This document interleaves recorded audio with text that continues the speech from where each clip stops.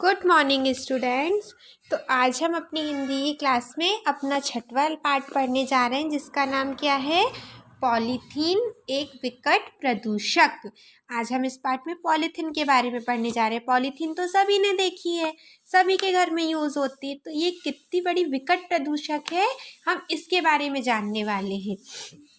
तो देखिए आपके यहाँ ग्रीन बॉक्स में क्या लिखा हुआ है, प्रस्तुत पाठ में प्रदूषण के विकट या भयंकर कारक पॉलीथीन के विषय में बताया गया है।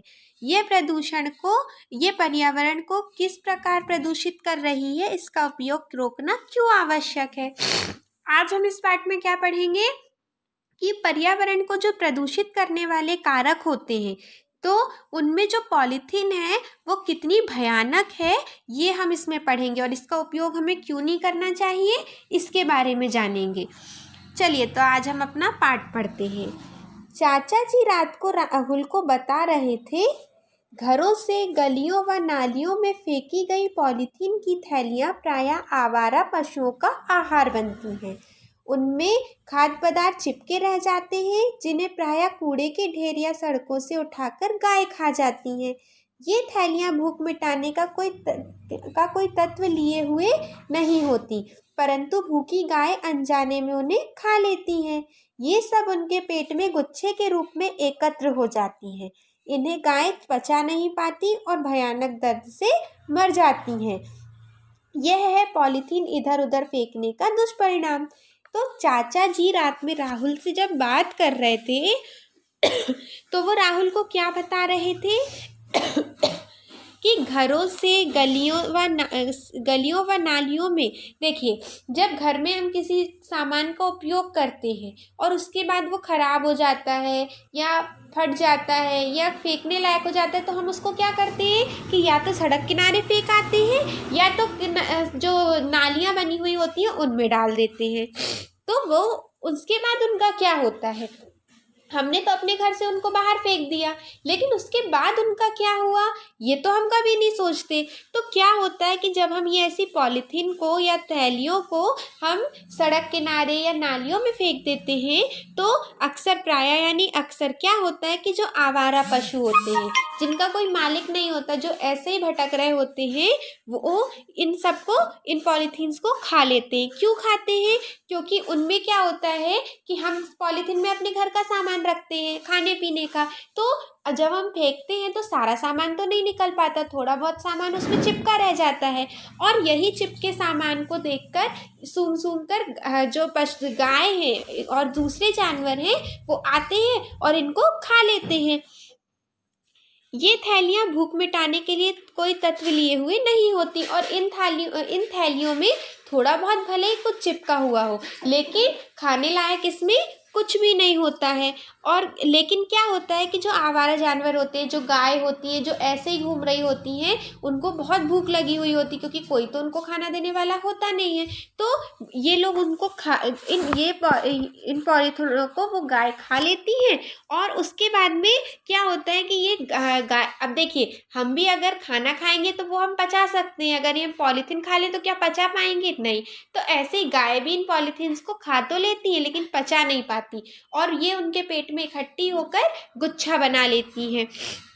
और उसके बाद में क्या होता है कि जब अंदर गुच्छा बन जाता है और ये पॉलीथीन पच नहीं पाती, तो उनके पेट में बहुत दर्द होने लगता है और ये इतना भयानक दर्द होता है कि वो मर जाती है। तो ये होता है पॉलीथीन को इधर उधर फेंकने का दुष्परिणाम यानी घातक परिणाम।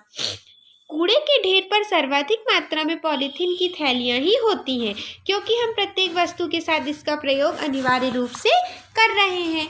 आजकल नालियों में पॉलीथीन की थैलियाँ ही दिखाई देती हैं। ये नाली में जमा होकर गंदे पानी के बहाव को रोकती हैं, जिससे नाली में सड़े हुए पानी के साथ साथ कीचड़ भी एकत्र हो जाता है।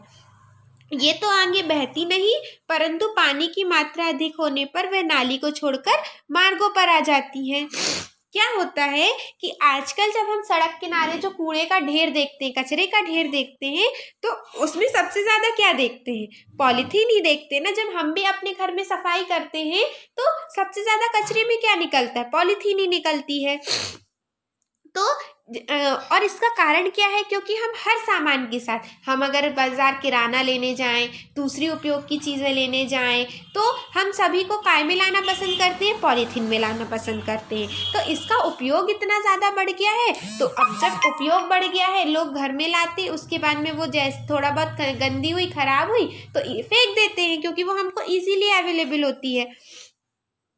आजकल नालियों में पॉलीथीन की थैलियाँ ही दिखाई देती हैं, और क्या होता है कि हम इनको घर से बाहर फेंक देते हैं या नालियों में बहा देते हैं, तो नालियों में भी अक्सर आजकल पॉलीथीन ही ज़्यादा दिखाई देती हैं, और ये नाली में क्या होती है, जमा हो जाती हैं, और गंदे पानी के बहाव को भी रोक देती। नालियों में गंदा पानी बहता है ना, तो ये वहाँ पर जमा हो जाती है, इकट्ठी हो जाती है, क्योंकि ज़्यादा तो जल्दी तो बह नहीं पाती, फंस जाती हैं, तो वहाँ पर ये गंदे पानी का बहाव को भी रोक देती हैं। इससे क्या होता है कि नाली में सड़े हुए पानी की मात्रा तो बढ़ती ही है, साथ में कीचड़ भी बढ़ने लगता है, क्योंकि जब पानी आगे बह ही नहीं पाता, वो पहले से ही इतना गंदा है, तो उसमें कीड़े मकोड़े भी होने लगते हैं, और जितनी गंदगी होती है वो भी इकट्ठी होने लगती है, तो कीचड़ बढ़ जाता है, और आगे ये बह नहीं पाती है।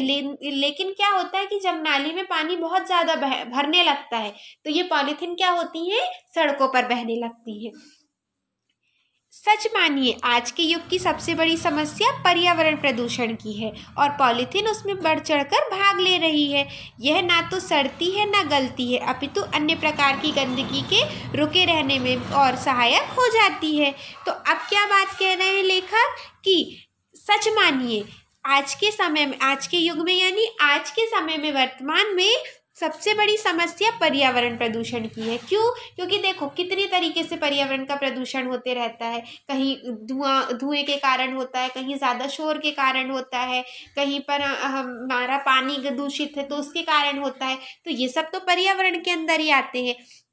तो हमारा पर्यावरण जो है वो बहुत ज़्यादा प्रदूषित हो रहा है, और उसमें सबसे ज़्यादा बढ़ चढ़कर कौन भाग ले रहा है, पॉलीथीन। क्योंकि ना ही तो ये सड़ती है, यानी अगर हम इसको चाहें कि हम इसको ज़मीन में गड़ा दें और ये सड़ जाए, तो ये सड़ती भी नहीं है, वैसी की वैसी रहती है, गलती भी नहीं है, और क्या करती है, ये दूसरी प्रकार की गंदगी को रुके रहने में भी सहायता करती है। क्योंकि जैसे अगर ये नाली में बह रही है, तो नाली में ये बहुत दूर तक नहीं बहती, किसी एक कोने में अटक जाती है, और फिर वहाँ पर आकर दूसरी गंदगियाँ भी अटकते जाती हैं, तो ये दूसरी गंदगियों को भी रोक लेती है। पॉलीथीन की सबसे बड़ी समस्या यह है कि यह अन्य कूड़े करकट की तरह प्राकृतिक रूप से विघटित नहीं होती, इसीलिए यह कूड़े के रूप में पहाड़ की तरह ऊंची होती जाती है। धरती में यह जहाँ दब जाती है, जो कि त्यों पड़ी रहती है। अब क्या बात कह रहे हैं लेखक कि पॉलीथीन की सबसे बड़ी समस्या ये होती है कि ये दूसरे कूड़े करकट की तरह प्राकृतिक रूप से विघटित नहीं होती, मतलब इसका विनाश प्राकृतिक रूप से नहीं होता। जैसे अगर हम जैसे अपने घरों में पेपर का यूज़ करते हैं, अगर इस पेपर को भी हम ऐसे ज़मीन में डाल दें, तो बारिश के पानी से, मिट्टी से ये पेपर भी अपने आप वहाँ पर सड़ते जाता है, गलते जाता है, और मिट्टी में मिल जाता है। दूसरी भी चीज़ें हैं, हमारे फलों सब्जियों के छिलके हैं, ये भी प्राकृतिक रूप से ख़त्म हो जाते हैं। ये इनको भी अगर हम बाहर डाल दें, तो ये भी ज़मीन में मिट्टी के कारण, पानी के कारण खराब हो जाएंगे, और वहीं सड़ गल के मिट्टी में मिल जाएंगे। लेकिन पॉलीथीन के साथ ऐसा नहीं होता। पॉलीथीन को अगर हम ज़मीन में गड्ढा खोद के दबा भी दें, तो भी ये जैसी की वैसी रहती है, इस पर कोई भी प्रभाव नहीं पड़ता। पॉलीथीन की थैलियाँ ही नहीं, आज प्लास्टिक का हर सामान पर्यावरण को लील रहा है या दूषित कर रहा है।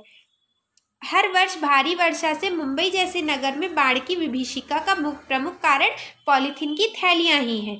प्रयोग करने के बाद यूं ही फेंक दी गई ये थैलियां समस्त नाले नालियों का बहाव रोक देती हैं। भारी वर्षा का पानी इनमें होकर तो पूर्ण रूप से बह नहीं पाता, अतः सड़क पर आ जाता है, और कई कई फीट पानी सड़कों पर बहने लगता है। यह बाद में इसे स्थान खाली करने में समय लगता है, और चारों ओर गंदा कीचड़ फैलाकर यह भयानक बीमारी छोड़ जाता है। इस बीमारी से लड़ने में काफ़ी समय लगता है, और प्राणियों की जान मुफ्त में चली जाती है। अब लेखक क्या बता रहे हैं कि पॉलीथीन की थैलियाँ ही नहीं, आज प्लास्टिक का हर सामान पर्यावरण को लील रहा है, मतलब प्रदूषित कर रहा है। सिर्फ पॉलीथीन ही प्लास्टिक का सामान नहीं है, बहुत सी ऐसी चीज़ें हैं, जैसे अब हमारे घर में जो तेल आता है वो काय में आता है, प्लास्टिक के बैग में आता है या प्लास्टिक की केन में आता है ना। और भी ऐसी कई चीज़ें हैं जो कि जैसे अब हम अगर कहीं बाहर जाते हैं तो हम पानी की बॉटल खरीद लेते हैं, वो बिस्लेरी वाली, वो भी तो प्लास्टिक का ही एक रूप है ना। तो और हम उसका क्या करते हैं, हम उसका पानी पी लेते हैं, उसको यूज़ कर लेते हैं और उसके बाद सोचते हैं कि इस बॉटल का क्या करेंगे, वहीं फेंक देते हैं। अब वो प्लास्टिक की बॉटल हमने तो फेंक दी, लेकिन क्या उसके बाद वो उसका विनाश हुआ, उसका कुछ भी हुआ नहीं, वो जैसी है वैसी ही सालों तक पड़ी रहेगी, लेकिन उसका कुछ भी निपटारा नहीं होने वाला। तो क्या होता है कि हर वर्ष भारी वर्षा से मुंबई जैसे नगर में बाढ़ की विभीषिका का प्रमुख कारण पॉलीथीन की थैलियां ही हैं। आपने न्यूज़ में सुना होगा, हर साल क्या होता है कि मुंबई में जैसे ही बारिश होती है और वहाँ बहुत बाढ़ आ जाती है, सड़कों पर इतना पानी भर जाता है कि लोगों का निकलना मुश्किल हो जाता है, गाड़ियाँ डूबने लगती हैं, है ना। हमने न्यूज़ में ये सब सुना है, अभी हमने कुछ महीनों पहले देखा था न्यूज़ में। तो इसका मेन कारण क्या होता है, पॉलीथीन का प्रयोग होता है। क्यों? क्योंकि प्रयोग करने के बाद में वहाँ पर बहुत सारे लोग रहते हैं, तो वहाँ भी सब लोग पॉलीथीन का उपयोग करके पॉलीथीन को ऐसे ही घर के बाहर अपने घर का कचरा निकाल के बाहर फेंक देते हैं। और क्या होता है कि ये सारी जो पॉलीथीन होती हैं, ये नालियों में फंस जाती हैं और वहाँ पर पानी का बहाव रोक देती हैं। जब पानी का बहाव रुक जाता है और जब बारिश होने लगती है, तेज बारिश होने लगती है, तो ये रुका हुआ पानी क्या होता है, आगे तो बह नहीं पाता, तो ये सड़कों में भरने लगता है। अब जब ये सड़कों में भर जाएगा तो बाढ़ आ जाएगी, और बाढ़ आने के बाद में क्या होता है कि इस पानी को खाली करना भी मुश्किल होता है, क्योंकि नालियों में तो पॉलीथीन भरी हुई है, वहाँ से पानी जा नहीं पा रहा है। बारिश लगातार हो रही है, यानी पानी सड़कों पे और बढ़ रहा है, तो अब इस पानी को निकाला कैसे जाए, ये समस्या आती है। और जब बारिश के रुकने के बाद में धीरे धीरे ये पानी वहाँ सड़कों से खाली भी होता है, तो भी नालियों का जितना गंदा कचरा होता है सब सड़कों पर जमा हो जाता है, इससे कीचड़ होता है। और क्या होता है कि यह पानी मकानों में, दुकानों में, कार्यालयों में घुसकर बहुत बड़ी आर्थिक हानि करता है। यानी जब ये गंदा पानी किसी के मकान में घुस जाता है तो वहाँ पर भी नुकसान होता है, उसके घर की चीज़ें भी खराब होती हैं, है ना। कार्यालयों में यानी ऑफिस में भर जाता है तो वहाँ पर भी नुकसान होता है। ऑफिस में कितने ज़रूरी डॉक्यूमेंट्स रखे होते हैं, फाइल रखी हुई होती है, वो सब भी खराब हो जाती हैं। और दुकानों में घुस जाता है तो दुकानों में कितना कीमती सामान रखा हुआ होता है, वो सारा सामान भी खराब होने लगता है ना। तो इससे बहुत आर्थिक हानि होती है, यानी पैसों की भी हानि होती है। वर्षा रुकने के बाद में स्थान खाली करने में समय लगता है।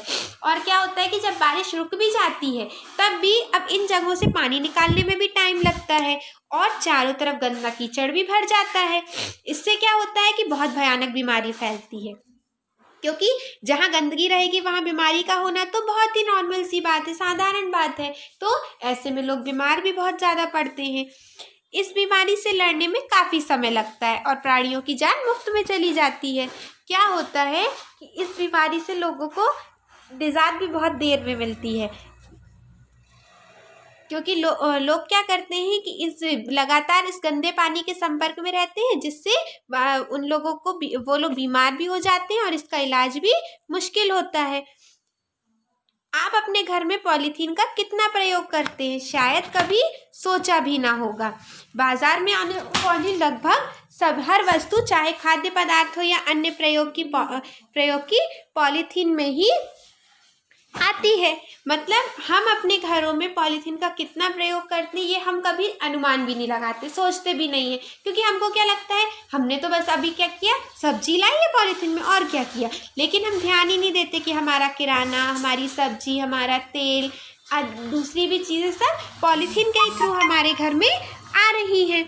तो वही वो लेखक कह रहे हैं कि बाजार से आने वाली लगभग हर वस्तु, चाहे खाद्य पदार्थ की हो या अन्य प्रयोग की, पॉलीथीन में ही आती है। आप इन पॉलीथीन की छोटी बड़ी थैलियों को या तो कूड़ा भरकर फेंक देते हैं या इन्हें ही कूड़े में फेंक देते हैं। ध्यान दीजिए, आपको इनके प्रति अपने प्रयोग में सावधान रहना होगा।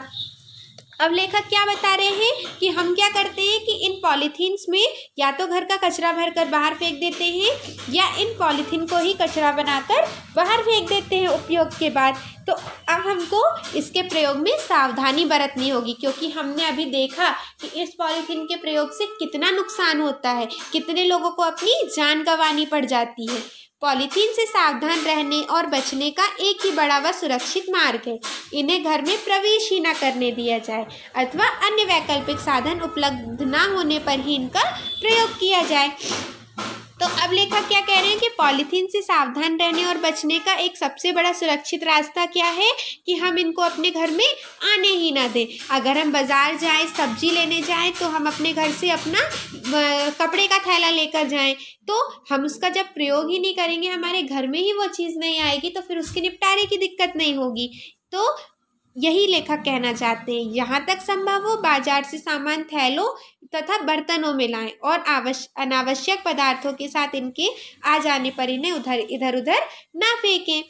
तो अब क्या कह रहे हैं लेखक कि जहाँ तक संभव हो, मतलब जहाँ तक हमसे हो सके, हम जो बाजार से सामान लाते हैं उनको जूट बैग्स में लेकर आएँ, यानी जूट के थैलों में, कपड़ों के थैलों में लेकर आएँ और बर्तनों में लेकर आएँ। और अनावश्यक पदार्थों के साथ अगर ये आ भी जाए, तो इन्हें पॉलीथीन अगर हमारे घर आ भी जाए तो भी हम इनको इधर उधर ना फेंकें, हम उसका उचित निपटारा करें। जैसे वो नगर निगम की गाड़ी आती है कचरा लेने, तो उसमें अलग से होता है, एक पॉलीथीन के लिए एक अलग से जगह होती है कचरा डालने की और दूसरे सामानों के लिए अलग से होती। तो अगर हम इस बात के तरफ जागरूक रहेंगे तो हम इसका उपयोग भी कम करेंगे और इससे प्रदूषण भी कम होगा। और जो गाय जैसे जीव हैं, दूसरे आवारा पशु हैं, हम इनकी भी जान बचा सकेंगे। Thank you.